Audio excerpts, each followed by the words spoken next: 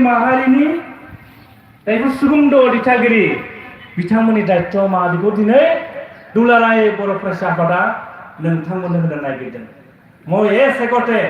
অসমৰ সৰ্বকালৰ জনপ্ৰিয় মুখ্যমন্ত্ৰী ডক্টৰ হিমন্ত বিশ্ব শৰ্মা ডাঙৰীয়া আৰু তেখেতৰ মন্ত্ৰীবৰ্গ মই ধন্যবাদ যাচিব বিচাৰিছো। কাৰণ প্ৰথমবাৰৰ কাৰণে অসমৰ ইতিহাসত বডোফা উপেন্দ্ৰনাথ ব্ৰহ্মক তেখেতসকলে ছাত্ৰ দিৱস হিচাপে পালন কৰিবলৈ হাতত লৈছে। সকলো হাত চাপৰি দি তেখেতসকলক ধন্যবাদ দিব লাগে। मोजां जायाखैबा दा जोङो बिथांमोना आसाम सरकारा फालिबाय होननानै जों स्राय जिरायना थानोसै नामा? नो नेभार। दायित्वआ जोंनाव बांसिन दङ। आं बिनिखायनो लाजिनाय मोनदों जोंनाव जेबो तथ्यआनो गैया। मानो जों आबेगिक जायो, जोङो बर'फ्रा बिराद आबेगिक। ससियेल मिडियायाव नुदों, दिनै जों फरायसा सान फालिगोन, गाबोन ससियेल मिडियायाव ओंखारगोन। रावखौबो गिया, आं बुंखादों एप्सआ रावखौबो गिया जोङो। नंगौबा नंगौ, नङाबा नङा बुंगोन जों रायजोफोर। गाज्रि मोननायनि बाथ्रा गैया। मानोना हारिनि खैदां खैफोद अलखदखौ लानानै नो कमप्रमाइज। एप्सआव माब्लाबो जों कमप्रमाइज खालामा। आरो बेखौ बड'फायानो बुंलांदों, लिभ एन्ड लेट लिभ। थांनानै था, नोंथाङा गुबुनखौबो थांनानै थानो हो। बुंलांदों बुङाखै जोंखौ? बुंलांदों। गाबोन बुंगोन, आंथ' दिनैनो बुंखानोसै,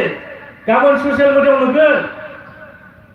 चिरां जिल्ला दुलाराय बर' फरायसा आफादा दिनै फरायसा सान फालिदों। 2/7 बड'फा उपेन्द्रनाथ ब्रह्मनि गोथार जोनोम सान। गाबोन नुगोन नोंथांमोना 100 जना जोंनाव कमेन्ट्स होदोंब्ला आर 80 जनानो जोंनि एगेन्स्टआव 20 जनाल' जोंनि जानानै बुंगोन रायजोफोर। नायदो बर' माहारिया मा थासारिजों थांनानै दङ रायजोफोर। ओंखायनो बिबान लानायनि सम जाबाय। आरो बर' हारिखौ जोङो खैदां खैफोदनिफ्राय उदां खालामनोब्ला जोंनि साफ्रोमबो फरायसालिनिफ्राय लानानै दिथागिरि आरो जोंनि फोरोंगिरि आरो जोंनि सानसुमैफ्रा बिबान लानायनि सम फैबाय रायजोफोर। ओंखायनो बुंदों बड'फाया टटेल रिभलिउसन फर टटेल चेन्ज। आबुं सोलायनायनि थाखाय मा आबुं जांख्रिथाय बिथाङा जोंनो फोरोंलांदों। आरो जों जाबाय बिथांनि जेनेरेसन, जोंखौ 4th जेनेरेसन बुङो। आरो दिनै 4th जेनेरेसना गोदो 1967आव 15 फेब्रुवारियाव दुलाराय बर' फरायसा आफादनि गायसनगिरि आफादगिरि बालेश्वर बसुमतारी, मुगानि आफादारि आरो गाहाय नेहाथारि कनकेश्वर नार्जारी बिथांमोनानो जोङो रोखा रोखा फोरमायनानै होलांदों। नाथाय एखनब्ला जोङो मा राजखान्थिनि बेले बेजेयाव मा जायो, जोङो गावनि गादिनि थाखायनो एखनब्ला मा जायो,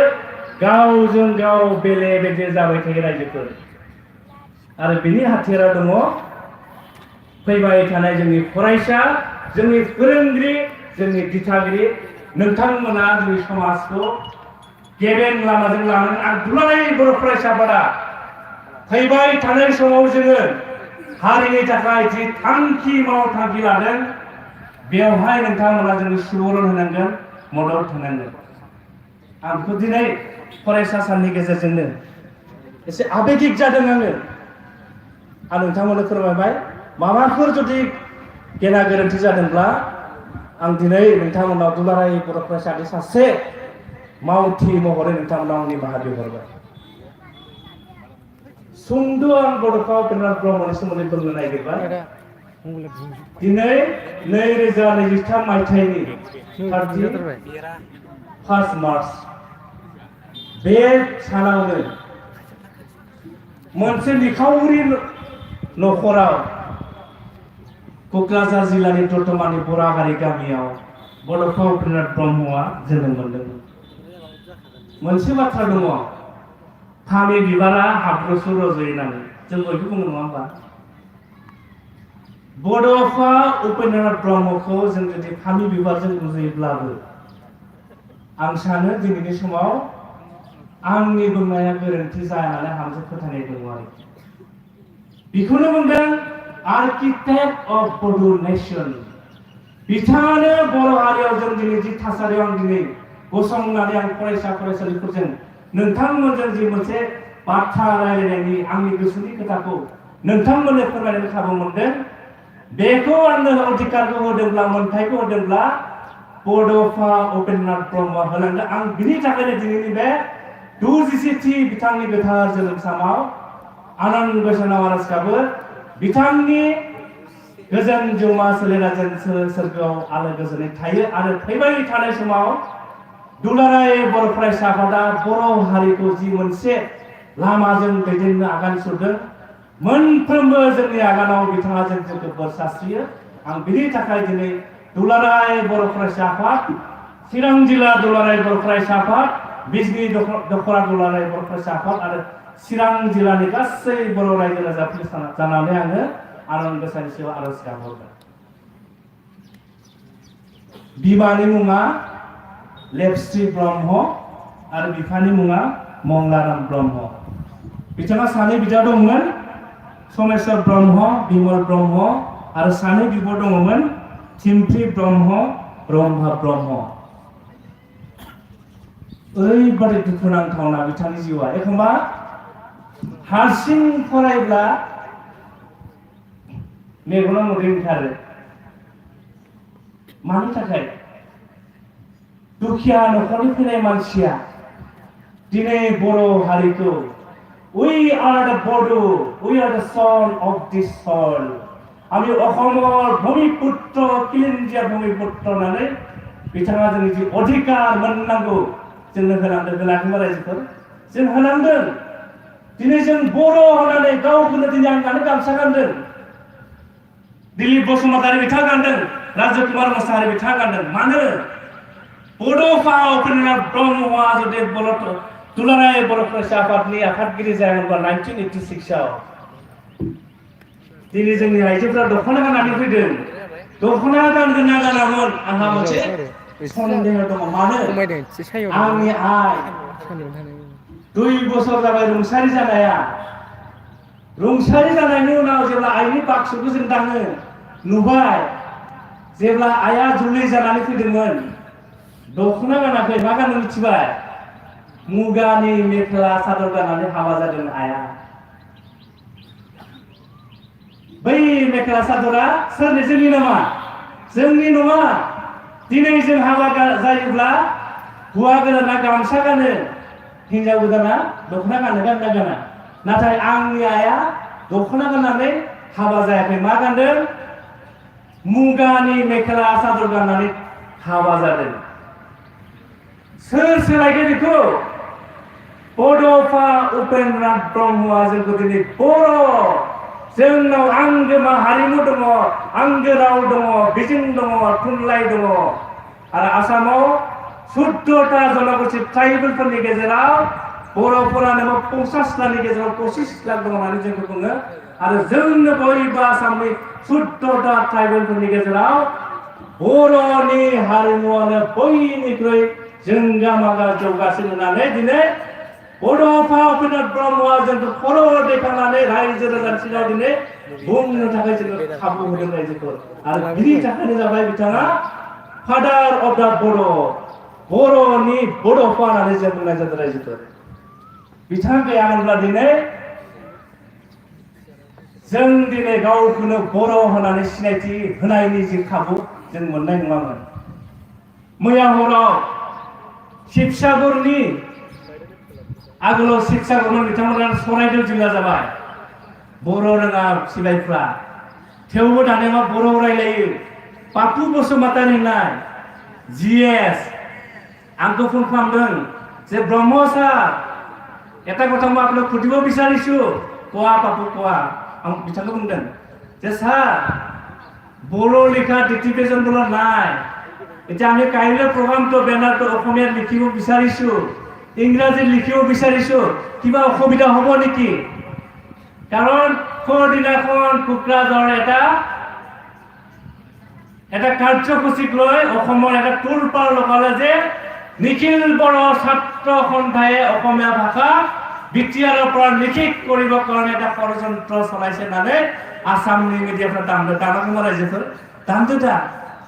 बिखौ नुनानै बिथांमोना जोबोद फन खालामदों आं बुंदों रबा তুমি অসমীয়াটো লিখিব নালাগে ইংৰাজীটো লিখিব নালাগে মই ব্যৱস্থা কৰি আছো মানে आङो मा बर' लिरना हरदों रायजोफोर जोंनि दायित्व नङा होनबा बियो दायित्व बे जोंनि बिथांमोना दिनै मा आमिও बर' आमिও बैसागु नासिर आमिও खेराइ नासिरनानै बर' जानो फैदों सोरनि थाखाय बे बड'फा उपेन्द्रनाथ ब्रह्मनि थाखाय रायजोफोर जों बर' जानो होमबा जानांगोन जोङो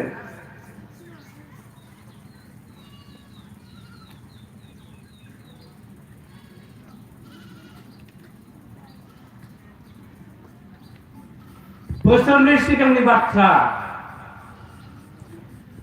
जोंनि गाहाय नेहाथारि नोंथांमोननि जिल्लानि फनेन्द्र बसुमतारी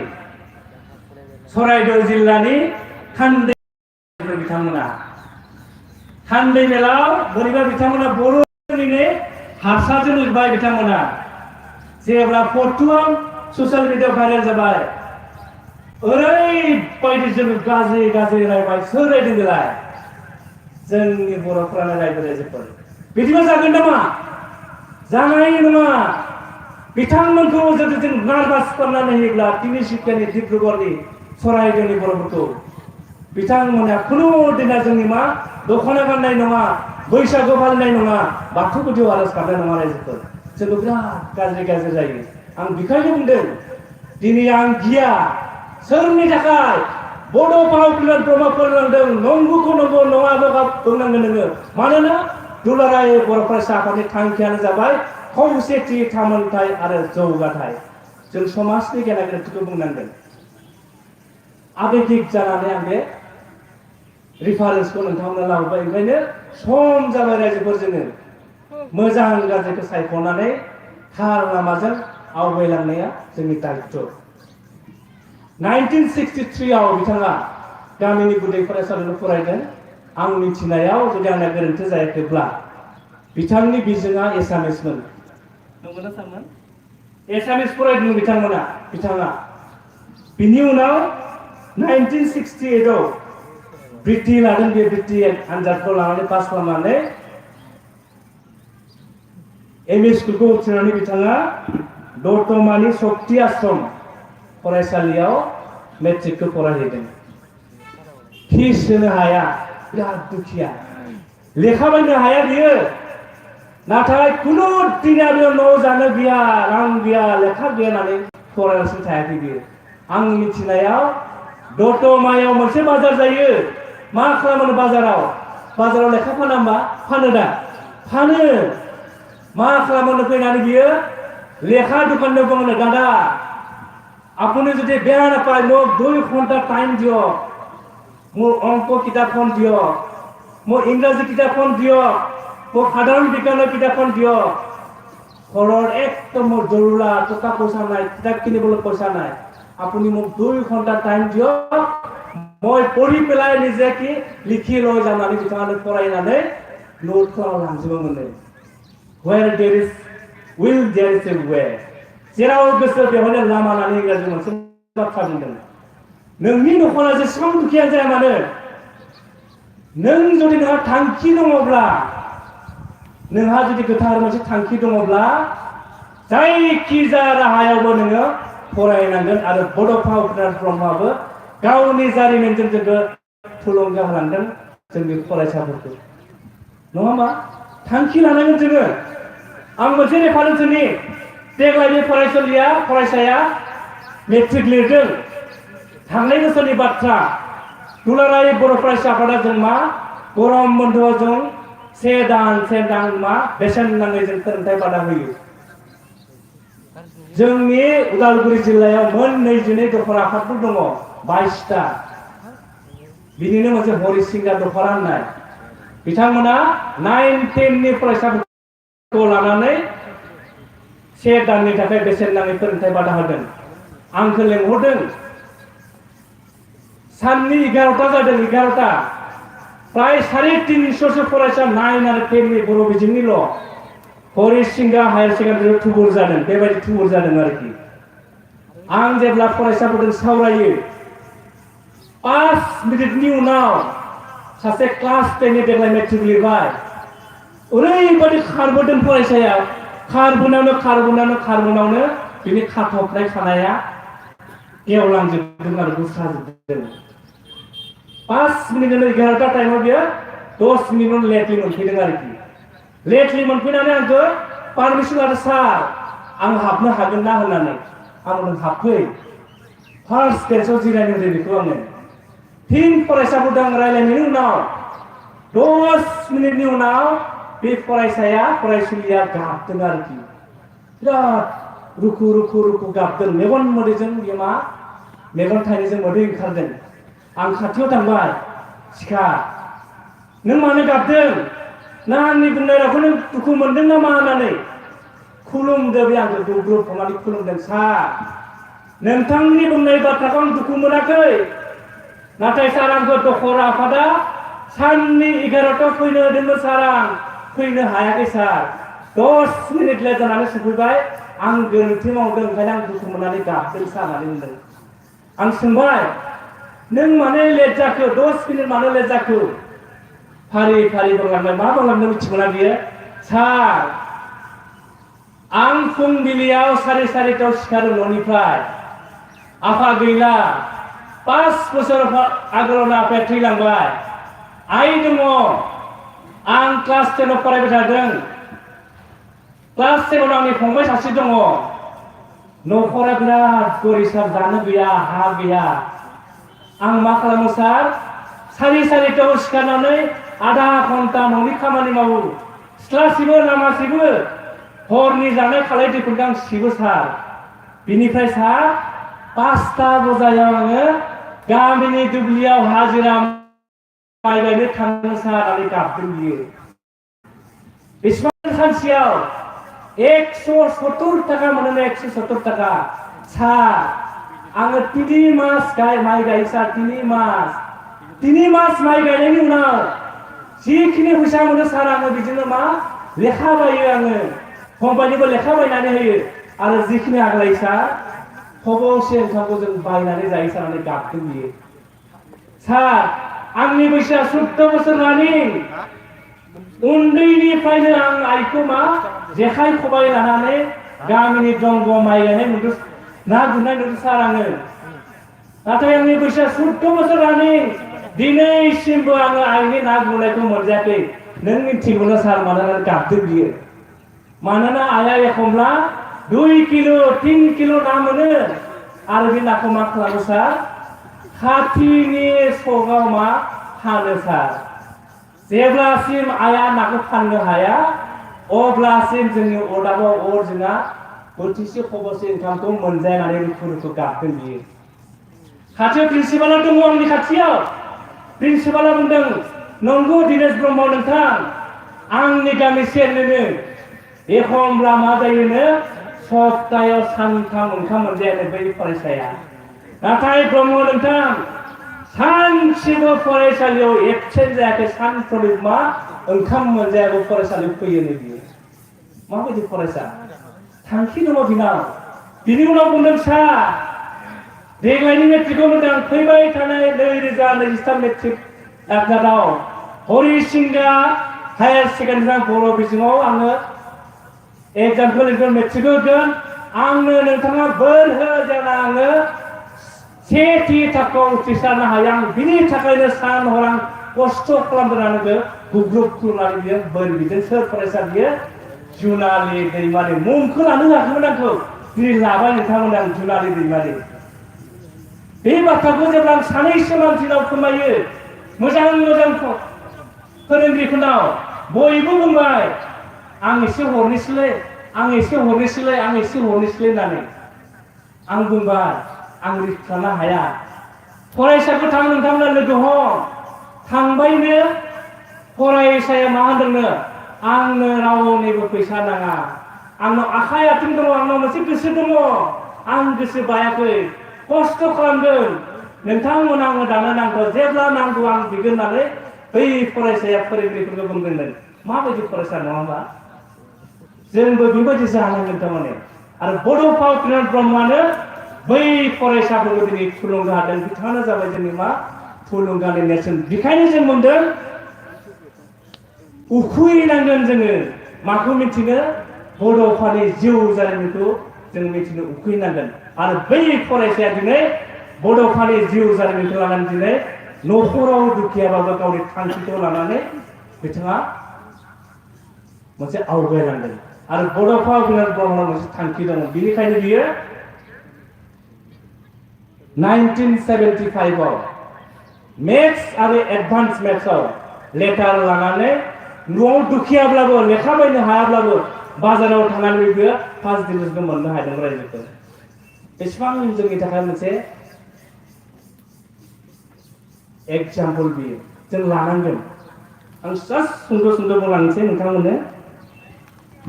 बिनि उनाव बियो बै समाव पिअ होनोमोन प्रि इउनिभार्सिटि दानिया मा हायार सेकेन्डारि कटन कलेजाव बियो मुं लाहैबाय कटन कलेजाव मुं लानायाव बिखौ बिराद बाथ्रा दङ आं दिनै जास्ट सुंद' बुंलांनायदों नोंथांमोननो कटन कलेजाव फरायनाय समावबो बियो हस्टेलाव दंमोन बियो थार्ड मेस होननानै बुङो जाय मेसआ थार्ड मेसआ जाहैबाय जायफोरा न'खराव फैसा गैया ट्राइबेल सुबुंफोर बिसोरनि थाखाय थार्ड मेस दङ बेवहाय खम आरो माबायाबो फिसाबो बे फिसखौ मा बड'फा उपेन्द्रनाथ ब्रह्मआ होनो हायाखैमोन आरो बिनि थाखायनो बियो फरायफुनाय समावनो बबेबा बे फरायसालिफोराव बियो मा फोरोंगिरि खामानि मावनो गोनां जादोंमोन आरो ओरैबायदि मोजां बिहा खाबु मोनसे मोनदों मोजां फरायसाखायनो बिनो मा सुपारिनटेन्डेन्ट सासे हस्टेलनि हेमन्त भट्टाचार्य होननाय बिथांनो मोनसे मा हस्टेल वार्ड बिथांखौ सायख'नानै होदोंमोन आरो मोजां फरायसाखायनो आरो हस्टेल वार्ड जानायनि उनाव बिथाङा मेसखौबो सामलायदोंमोन गावनि फरायनायखौ बिथाङा लांदोंमोन आरो बेबायदिनो हायार सेकेन्डारिखौ बिथाङा फिजिक्सआव लेटार लानानै फार्स्ट डिभिजन मोनदों आरो बिएससि खौ बिथाङा मेजर लानानै कटन कलेजनिफ्राय बिएससि खौ उथ्रिनानै बिथाङा गुवाहाटी इउनिभार्सिटियाव फिजिक्स लानानै बिथाङा एमए पास जादों रायजोफोर बेबायदि फरायसा बियो बिनि उनाव 1986 आव दुलाराय बर' फरायसा आफादनि जथुम्मा रौतायाव देग्लायसो जोङो रौतायाव दुलाराय बर' फरायसा आफादनि जथुम्माखौ जों खुंलांबाय 52 जोंनि बोसोरसालि जथुम्मा बेयावनो बड'फा उपेन्द्रनाथ ब्रह्मआ दुलाराय बर' फरायसा आफादनि आफादगिरि जादों जै आफादगिरि जाबाय बेयाव मोनसे थांखि दङमोन माबायदि थांखि आंनि आइया मुगा सादर मेखेला गाननानै हाबा जाफैदों नङा होमबा दा नोंथांमोना मबाइल दा करिश्मा नाथ जोंनि मंगलदैनि पे नुवाखै होनबा बिराद मोनसे भाइरेल जादों नाम आंनि आइयाबो बिदि नामनि पाठक मोननो नाम दङमोन आगोलाव बिदिसो आरोखि आं नुदों जों उन्दैब्ला जोंनि आबौमोना मा सुरिदार गानोमोन सारि गानोमोन आरोखि जेब्ला बड'फा उपेन्द्रनाथ ब्रह्मआ दुलाराय बर' फरायसा आफादनि आफादगिरि जाबाय आफादगिरि जानायनि उनावसो जोंनि आइनि सादर मेखेलायाबो बाक्सुआव थ्रोब हाबबाय जोंनि आबौमोननि बाजैमोननि मा सुरिदार सारियाबो थ्रोब बाक्सुआव हाबजोबनानै दायो मा गोमो गोथां फाख्रा सिख्रा दख'ना जाजोब्बाय आरोखि नङा होमबा सोर बुंदों बेखौ बड'फा उपेन्द्रनाथ ब्रह्मआ बिथांखौ बिनिया बुंदों आर्किटेक्ट अफ बड' नेशन बर' माहारि दानाया बिथांनिफ्रायनो सोलिदों मा हारि महरै थांना थानोब्ला बेहा मोनसे आंगो राव आंगो बिजों आंगो थुनलाइ आरो आबुं सोदोमस्रि थानांगोन जोंनाव दंखायोमोन नाथाय बेखौ जोङो मा जोङो प्रिजार्भ खालामनो हायाखैमोन जों बेखौ दिनै जों गावखौनो बर' होननानै सिनायथि होनायनि खाबुआ बिथांनिफ्रायनो जादों रायजोफोर दा बिथाङा जोङो दायित्व होलांदों बारा गोलाव बुङा जे दायित्व होलांबाय गेरेमसा बर' माहारि दानाय दा बिथांनि सिमां आरो बे सिमांखौ जुदि मोगथां महराव जाफुंहोनांगौब्ला सोर हागोन नोंथांमोनहासो हागोन बेखायनो जोङो दुलाराय बर' फरायसा आफादा 2018 मायथाइयाव दुलाराय बर' फरायसा आफादा गल्डेन जुबलि जोङो सनाथि मायथाइ फोरबो जोंनि जोबथाखौ जोङो मा सनितपुरनि बाटासिपुराव जों खुंहैदों रायजोफोर आरो बेवहायनो जोङो थान्दै मेलाव मोनसे थांखि लादों आरो बे थांखियानो जाबाय बड'फा उपेन्द्रनाथ ब्रह्मआ जि आद्रा सिमां नुनाय बे सिमांखौ मोगथां महराव जाफुंहोनो थाखाय जोङो बड'फा गोजोरथियारि सोलायनाय मावथांखि बड'फा मिशन फर सास्टेनेबल चेन्ज जों बेखौ लानाय जादों रायजोफोर आरो बेवहायनो जोङो मा गोजौ सोलोंथाइनिफ्राय लानानै जोंनि माइ दुब्लि फोथारसिम बर' हारिया जुदि थांना थानांगौब्ला जों मा खामानि मावनांगोन बिथाङा जोंनो डिजाइन खालामना गालांखादों मा होनदों बिथाङा जेब्लासिम बर' हारिनि आइजोफोरखौ जोङो जौगाखांहोनो हाया एम्पावर खालामनो हाया अब्लासिम दुलाराय बर' हारियानो जौगानाय नङा होननानै बिथाङा दुलाराय बर' आइजो अनसाय आफादखौ बिथाङा दानानै होलांदों दालाङाखै बा रायजोफोर दालांदों जोंनि साख्रिआवलाफोर जायफोरा साख्रि मावो बिथांमोननि बिबाना मा बर' हारिनि थाखाय मा मावनांगोन बेखायनो मा अल बड' इमप्लयि फेडारेसन बिथाङानो दानानै होलांदों रायजोफोर 80% जोंनि बर'फ्रा आबादजों थोंजों सोनारो जोंनि आबादारिफ्रा माबायदि आबाद मावनांगोन आथिखालनि साइन्टिफिक टेक्न'लजिजों बोरै गोरोबनानै खामानि मावनांगोन बिनि थाखायनो बिथाङा मा खालामदों आबादारि आफादखौबो जोङो दानानै होलांदों जोंनो फोरोंलांदों आरो जोंनि जोंगा मागा हारिमु बे हारिमुखौ जों फोथांना लाखिनांगौब्ला जों हारिमुनि फोथाराव बोरै खामानि मावनांगोन बेखायनो दुलाराय बर' हारिमु आफाद बिथाङा जोंनो दानानै होलांदों रोखा रोखा जोंनो फोरमायलांदों बे बिथिङाव आवगायलां बे बिथिङाव खामानि माव अब्लानो मोनसे समाव दुलाराय बर' हारियानो बुहुमाव बयजोंबो सिनायजागोन आरो बेनो जाबाय मास्टार रेस गेरेमसा बर' माहारि दानाय आरो बिनि थाखायनो जों गासिबो जोंनि रायजोआ जों आवगायलांदों आरो फैबाय थानाय समाव बिनि थाखायनो जोङो दुलाराय बर' फरायसा आफादा सोलोंथाइनि बिथिङाव जोङो खामानि मावनो थाखाय जोङो मावथांखि लाखाबाय रायजोफोर 2021 मायथाइयाव दुलाराय बर' फरायसा आफादा जेब्ला गहपुराव जोंनि बोसोरसालियाव जथुम्मा जादोंमोन जों मोनसे थांखि लादों बे थांखियानो जाबाय आदब आरो गुन गोनां सोलोंथाइनि थांखि mission skill and quality education आरो बिनि आवथायावनो जोङो थांनाय बोसोराव नोंथांमोननि चिरांनिफ्रायनो जों जागायदों बर' बिजोंनि फरायसालि 17 जुलाइ आंनि बुंनाया जुदि गोरोन्थि जायाखैब्ला बिथांमोना थांखि लादों आसाम सरकारा मा थांखि लादों অসমত আৰু কোনো নতুনকৈ স্কুল প্ৰভিঞ্চিয়েলাইজ কৰা নহ'ব চৰকাৰীকৰণ কৰা নহ'ব होननानै बिथांमोना थांखि लादों जेब्ला थांखि लाबाय जोङो मा दुखु मोनदों मानोना बांसिन बर' बिजोंनि फरायसालिफ्रा गुदिनिफ्राय लानानै गोजौ फरायसालिसिम बांसिनानो भेन्सा बर' थुनलाइ आफाद दुलाराय बर' फरायसा आफादजों सावरायबाय लोगो लोगो बेखौ नुनानै अखम साहित्य सभा पद'खम सात्र घन्टा बिथांमोनाबो जोंजों ज' खामानि मावनो थाखाय थांखि लाबाय जोंबो नंबाय बर'आल' मावोब्ला बारा बे थिग जानाय नङा ओंखायनो आसु आरो अखम साहित्य सभाजों लोगो लानाय लोगो जोङो मोनब्रैजों लोगो लानानै आसामनि गिबि मन्त्रि डक्टर हिमन्त बिश्व शर्मानो 10टा पइन्ट लानानै जोङो मा मेम'रेन्डाम मोनसे लिरदों रायजोफोर जों जेब्ला आन्दलनखौ खालामबाय बिनि अखानायै नुबाय जोंनि मानसिजों रायबाय एबसु आरो बर' थुनलाइ आफादा मानो आसु आरो अखम साहित्य सभाजों लोगो नांनानै खामानि मावनांगौ होननानै जोंखौ बिराद समालोचना खालामबाय रायजोफोर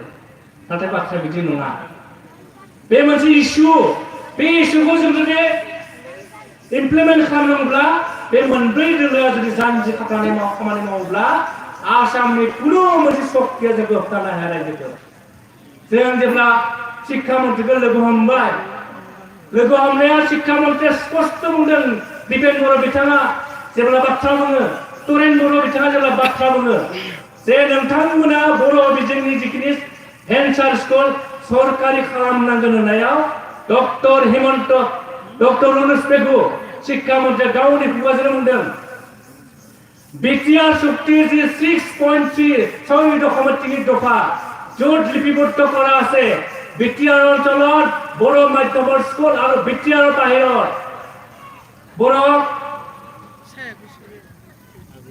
বড়ো কছাৰী ৱেলফেয়াৰ কাউন্সিলৰ যি বড়ো ঐতিহ্য অঞ্চলত বড়ো মাধ্যমৰ স্কুল আছে 6.3 দফা মতে আমি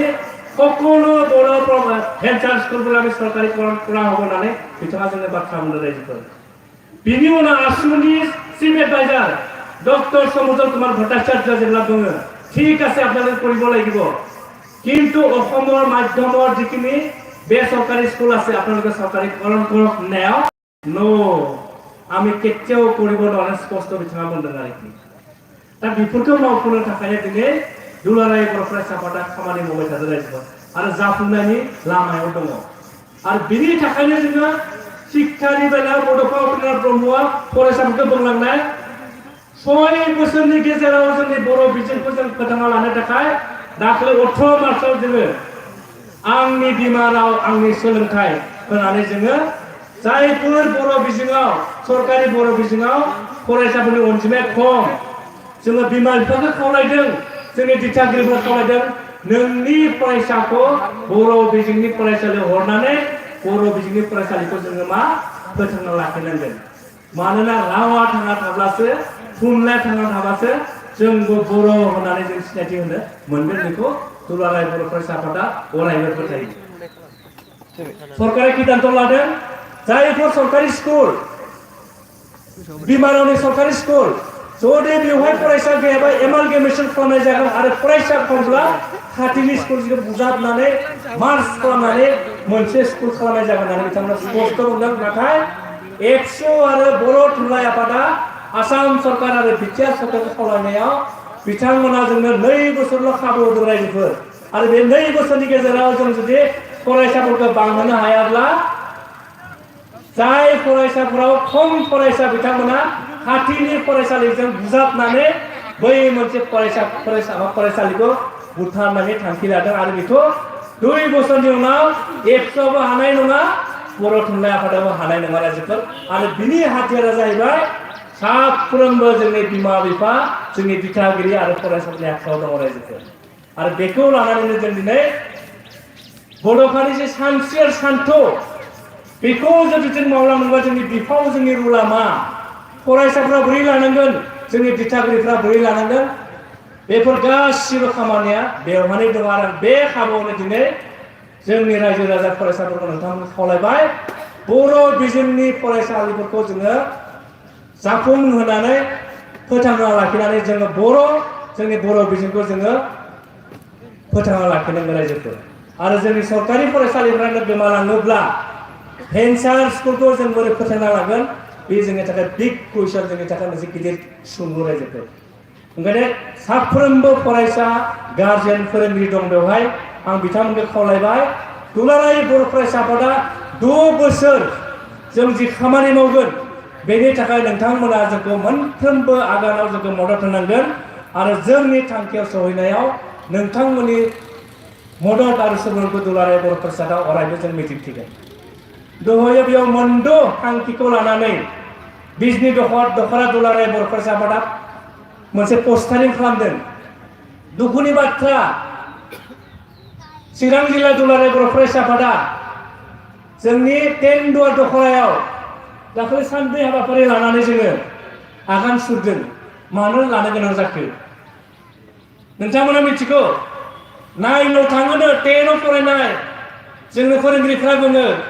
मा खालामो जोंनि फरायसाफ्रा बर' बिजोंनि फरायसाफ्रा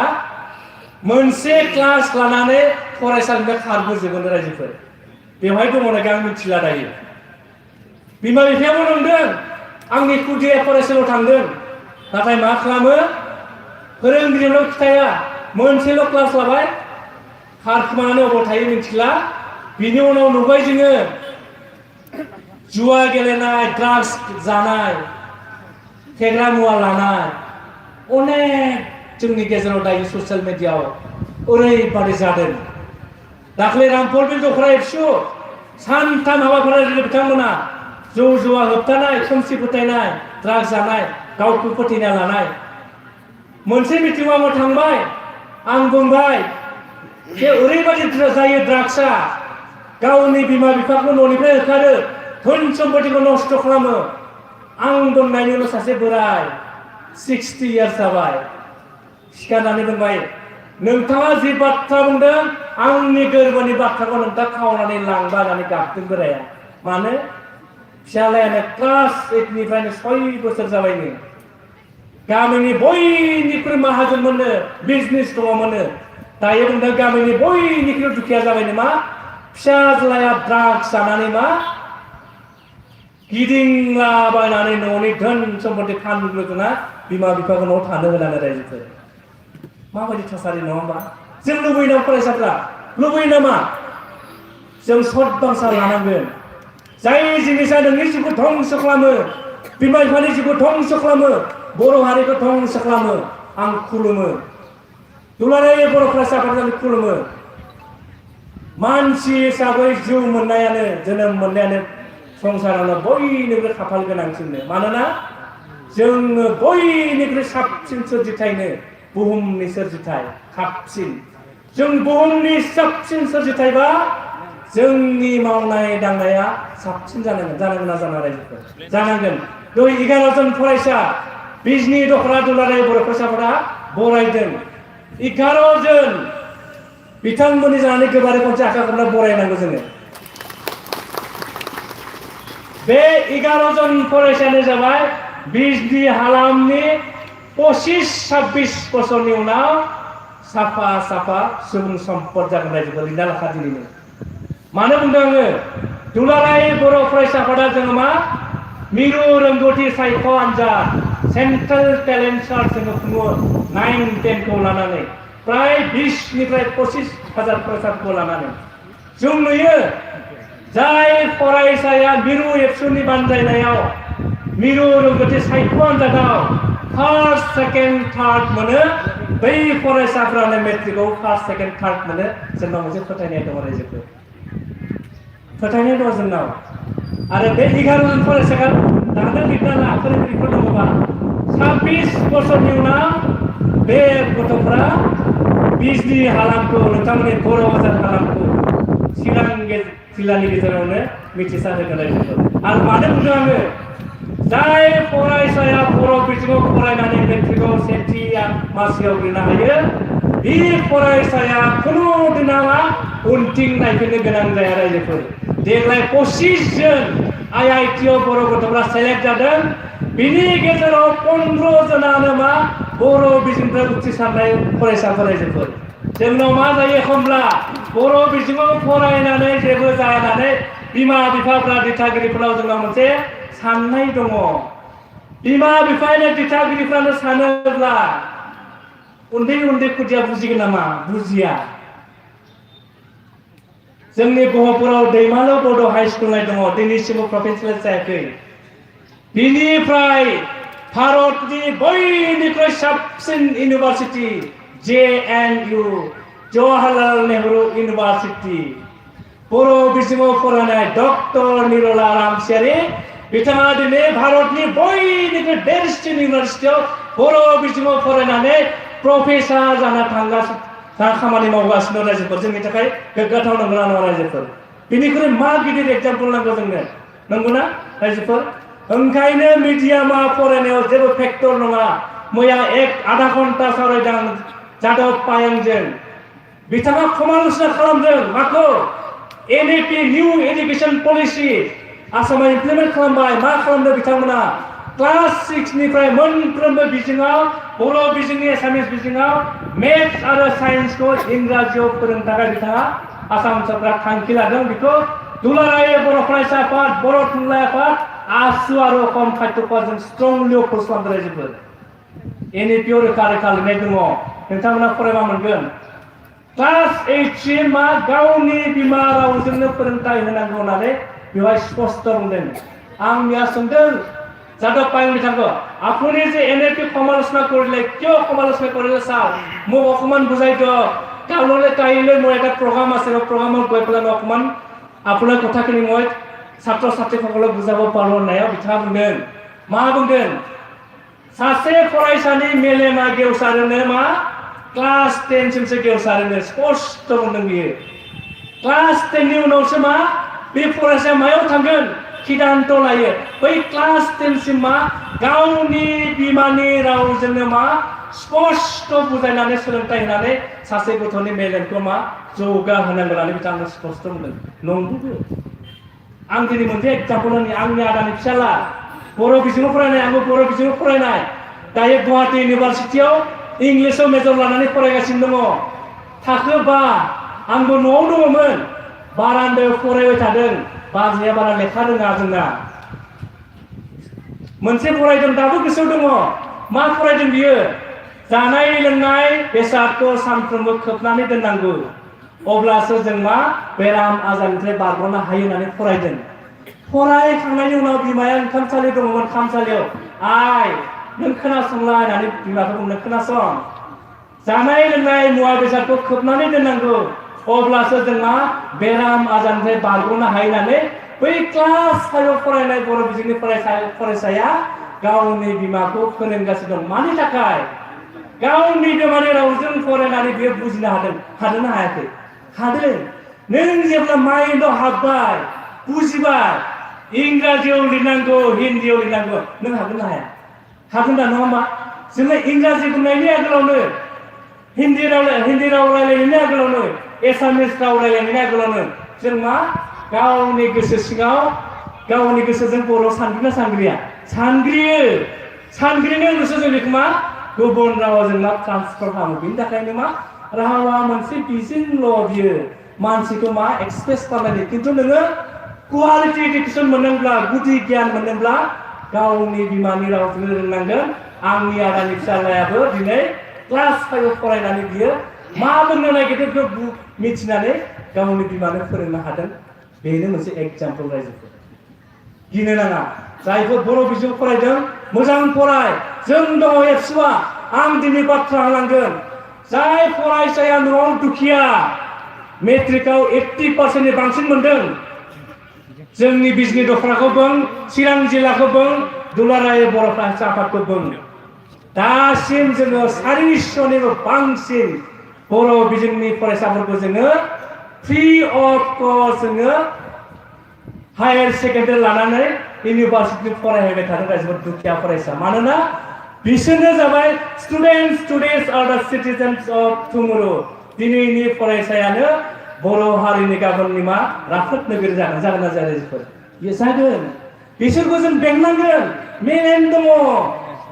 बिसोरनि मेलेमखौ जों गेवसार होनांगोन ओंखायनो दुलाराय बर' फरायसा आफादा जों थांखि लादों रायजोफोर आरो बेखौ सोर फोरोंलांदों बड'फा उपेन्द्रनाथ ब्रह्मआनो फोरोंलांदों बिथाङा रावनि जोंनो मोनसे बाथ्रा बुंलांदों आं बेखौ बुंनानैनो आं दिनैनि जि आंनि बुंथिनाय बेखौ फोजोबनो नागिरदों बिथाङा बुंदों जों जाय रावखौ फरायो बेनो जोंनि राव बे रावा जोंनि थाखाय जोबोर गोदै आरो जोङो बेनि थाखाय जोबोर गोग्गाखाङो नाथाय बे गुबुननि मोनसेबो रावफोरखौ सिगिया आरो गोग्लैसो होआ गुबुन रावफोर बायदि बियो थांनानै थानो लुबैयो दाख्लैनि बाथ्रा सप्तासे आगोलाव जोङो बिटिआरनि प्रिन्सिपाल सेक्रेटारि लिंनानै सावरायदों 40टा डिपार्टमेन्ट दङ 40टा डिपार्टमेन्टआवबो गिबियावनो बर' लिरनांगोन नैथियाव हारसा लिरनांगोन थामथियाव इंराजि लिरनांगोन सप्तासेनि उनाव नुबाय जोंनि बाथ्राखौ खोनासङाखिसै क'क्राझार टाउनाव बाइलेन थायो लामा थायो बे लामायाव बिथांमोना साइनबोर्ड होबाय बे लामायाव थांब्ला नों मा मोनो मा लिरदों बेयाव गासिबो इंराजिजों लिरजोबदों आरो मोननैसोआव मा इंराजि दङ असमिया दङ लोगो हमबाय जोङो अफिसारफ्रा केयार कराया बर' गोजा अफिसारफ्राबो मा बुंदों क'क्राझार जिल्ला दुलाराय बर' फरायसा आफादा जेब्ला लोगो हमनानै बुंदों नोंथांमोना साइनबोर्डखौ बोखार बर' लिर एसामिस लिर इंराजि लिर जों हालालै जों हाला जोंनाव अर्डार गैया होनबायना जिरायना थागोन नामा जोङो न' जों जिरायना थाग्रा नङा आं दहायनो बुंदों जेब्ला हारियाव खैदाम जोबोद फैयो दुलाराय बर' फरायसा आफादा माब्लाबा जों जिरायना थाया लोगो लोगो जिल्ला आफादा गोसोम मार्केटार लाबाय बाल्थिं लाबाय फ्लेग लाबाय पुलिस दङ ना मिलिटारि दङ जोङो गावथों बुथों हारिया थांना थानांगोन लोगो लोगो जों खोमोर होजोबबाय रायजोफोर खोमोर होनायनि उनाव हुलुस थुलुस आं दहाय बुंनागेदि निखिल बर' ছাত্ৰ সন্থাই বিটিআৰত অসমীয়া ভাষা নিষেধ কৰিব বিচাৰিছে নাই जोंनि थांखिया स्पष्ट আমি কাকো কাৰ ভাষাৰ প্ৰতি আমি অন্যায় কেতিয়াও নিবিচাৰো আমি স্পষ্ট কথা আমাৰ এটা কথা বড়ো ভাষা এই চিঠৰ অন্তৰ্ভুক্ত আৰু 2020 চনৰ 27 জানুৱাৰী এছ'চিয়েট অফিচাৰ লেংগুৱেজ হিচাপে স্বীকৃতি পালে बर' अध्यबित ओनसोल जोंनि हालाम जोंनियाव जुदि बर' रावा सोलियाबा सोरबा सोलिगोन नामा सोरबा फोथांना लाखिनो नामा लाखिनाय नङा रायजोफोर बिनि थाखायनो जोङो थांनानै दाख्लै खोमोरदों रावबो रावखौ जोङो हेव खालामा बड'फा उपेन्द्र स्पष्ट बुंलांदों जोंबो फोरोंलांदों आंनि रावखौ सिबिनाया आंनि रावखौ रायलायनाया गुबुन रावखौ मालाबा नेग्लेक्ट खालामनाय जाया रायजोफोर नङा होमबा ओंखायनो आङो आपार आसामाव गुवाहाटी फरायदोंमोन डिग्रिया हायार सेकेन्डारि डिग्रियाबो इउनिभार्सिटियाबो गासैबो आंनि लोगोफ्रा मा शिबसागर डिब्रुगड़ तिनिसुकिया जोरहाट गासैबो दायो जों जिखिनि बेरायो खबर लाबाय थायो दिनेश তুমি ঘৰত নোযোৱা নেকি সদায় তোমাক প্ৰগ্ৰামত দেখি থাকো মই তোমাক নিজৰ বন্ধু হিচাপে প্ৰাউড ফিল কৰো होननानै बिथांमोना आंखौ बाख्नायहरो हासारबासो बाख्नायहरो नाथाय बर'फोरा जों मा खालामो रायोसो रायजोफोर खोमाया खारनै होदों जों नङा होमबा जों मा खालामो दिलीप बसुमतारीखौ रायो राजकुमार मुसाहारिखौ रायो एवस्रां बसुमतारी दङ बेबो रायजालांनो गोसोराया इसोरा जोंनो खोमा खारनै होदों मोनसे खोमाथ' सोगोन मोजांखौ जों गोरबोआव सोगोन मेलेमाव सोगोन गाज्रिखौ जोङो हरगोन रायजोफोर जों रावखौबो गाज्रि मोना रायजोफोर जोंहा बिबान दङ मावनांगौ दं नङा होमबा बिनि थाखायनो आंनि हारसा लोगोफ्रा तुमाकलय आंनि गर्बित नोंखौ लानानै जोङो लोगो हिसाबै गोग्गाखांनाय मोननानै आंखौ बाख्नायहरो आरो बिथांमोननि बाख्नायनाय जोंखौ दिनै सान हर जोंखौ बाया मोजोमा खामानि मावनो जोंखौ थुलुंगा होयो रायजोफोर मानोना बिसोर शिक्षित हारि ओंखायनो बुंदों 20 বছৰৰ পিছৰ আমি আৰু বড়োসকলক ধৰি ৰাখিব নোৱাৰে होननानै स्पष्ट होनदों बिथांमोना जों जेबायदि दावगाबाय थादों जों जे खामानि मावदों जों जुदि रायजो राजा दुलाराय बर' फरायसा आफादखौ जोंखौ मदद होयोब्ला 20 बोसोरनि उनावनो बर'फोरखौनो जों हमथाना लाखिनो हालाना नंगौ रायजोफोर नङा होमबा देग्लाय मेडिकेलाव बेसेबां मोनदों बर'फ्रा 43 56 आ क्वालिफाइड जादोंमोन बिनि गेजेराव काउन्सिलिं जानानै सा 43 मेडिकेलाव एडमिशन मोनदों रायजोफोर आसाम पुलिस जाबाय बेसेबां बर'फ्रा साख्रि मोनदों हौवा हिनजाव लोगो जानानै अल आसामाव 350 निबो बांसिन जोंनि बर' सेंग्रा सिख्लाफ्रा एबार आसाम पुलिसाव साख्रि मोनदों रायजोफोर जों रोखा डाटा लाखियो जोंनि दायित्व नङा होमबा दा बेबादि जुदि गासिबो जोंनि बिबानगिरिफ्रा जोंनि दिथागिरिफ्रा जोंनि फोरोंगिरिफ्रा दायित्व लानानै खामानि मावोब्ला बै हारसाफ्रा जि मोनसे एसेसमेन्ट खालामदों इन्डिकेट खालामदों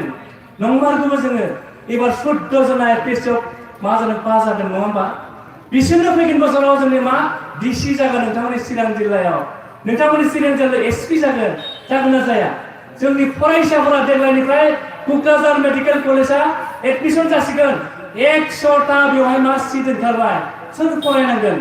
जोंनि फरायसाफ्रानो मेडिकेल फरायनाङा होमबा फरायनांगोन बिनि थाखायनो दिनै जों खामानि मावबाय थादों आरो बे खामानिखौ नोंथांमोना जोंनो मदद होनांगोन अब्लानो बड'फा उपेन्द्र ब्रह्मआ जि मोगथां महराव बर' हारिखौ गेरेमसा माहारि दानायनि जि थांखि लानाय बे थांखिया मोगथां महराव जागोन आरो जोबनायाव एसे आबेगिक जानानै बाथ्राफोरखौ बुंबाय आं सानो साफ्रोमबो फरायसाफोरखौ बड'फानि माखासे लेखाफोर दङ दायो आंनि लोगो सानैसो हारसाफोर बिथांमोना बुंदों एबार आंनि बड'फा जिबननि असमिया भाषा लिखिम होननानै बिथांमोना थांखि लादों आरो मोजां नङा रायजोफोर मोजां दा नङा होमबा आंनि लोगोफोरनो बुंदों आं जेसे हायो तथ्य नोंथांनो हरगोन नोंथांमोनाबो हारसा रावाव बड'फानि सोमोन्दै लिरनानै प्रसाद खालामनानै बे जोंनि मोनसे मोजां थांखि आरो रायजोफोर आं जोबथारनायाव बयनोबो आं साबायखर बावबाय जायफोर फरायसाफोर दङ थांखि लानानै फराय फोरोंगिरिफोरखौ मान हो जोंनि दिथागिरिफोरखौ मान हो बिमा बिफाखौ मान हो आरो जाय फरायसा फरायसुलिया बिमा बिफाखौ मान होयो आरो बिमा बिफानि बोर मोनो फोरोंगिरिनि बोर मोनो गिदिर गोलावनि बोर मोनो बे फरायसाया फैबाय थानाय जिउआव मा जाफुंसार जानो हायो रायजोफोर ओंखायनो बड'फानि जिउ जारिमिनखौ फराय जेसेबां पृथिबीनि बुहुमनि गिदिर जोंनि गेदेमा बिथांमोन दङ बिथांमोननि जिउफोरखौ फराय आं बेखौ खावलायबाय आरो जोबथारनायाव बड'फा उपेन्द्र ब्रह्मआ जोंनो मोनसे फोरोंलांबाय लिभ एन्ड लेट लिभ नोंबो थांनानै था गुबुनखौबो थांनानै थानो हो नोंबो गावखौनो बर' हिसाबै थांनानै था आरो नोंनि गामि खाथिनि नोंनि बिमा बिफा नोंनि लोगो गासिबो नोंबो जोंबो बर' माहारि हिसाबै थांना थानांगौ बेखौ जों फोरोंलाङो आरो जोबथारनायाव बिजनि ओनसोलनि गासै बर' माहारिया जेन फैबाय थानाय समाव गिदिर गिदिर सुबुं सम्पद सोरजिनो हायो फरायसाफोरनि जिउनि थांखिया मोगथां महर जाफुंनो हायो आं बेखौनो आनान गसाइनि सेराव आरज गाबनानै बयनिबो खनसेबाव आङो 267 बड'फा उपेन्द्र ब्रह्मनि जे गोथार जोनोम सान बे जोनोम साननि हामलायनाय बावहरबाय आरो बे हाबाफारियाव चिरां जिल्ला दुलाराय बर' फरायसा आफादा आंखौ हांख्रायनानै गासिबो जोङो बर' हिसाबै थांना थानो थाखाय जि सावरायनायनि मोनसे खाबु होबाय बेनि थाखाय बिथांमोननो आं साबायखर बावनानै फिन खनसेबाव आङो फैबाय थानाय समाव दुलाराय बर' फरायसा आफादनि थांखि मावथांखियाव नोंथांमोना बयबो जोंखौ मदद होगोन बेखौ मिजिंथिनानैनो आंनि बुंनायखौ फोजोबबाय गोजोन्थों खुलुमबाय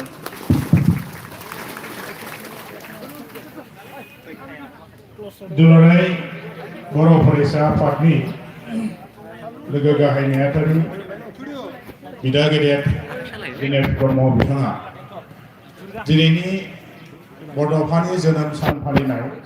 बे गोथार साननि गोथार हाबाफारियाव हांख्रायजानानै आलासि महरै बाहागो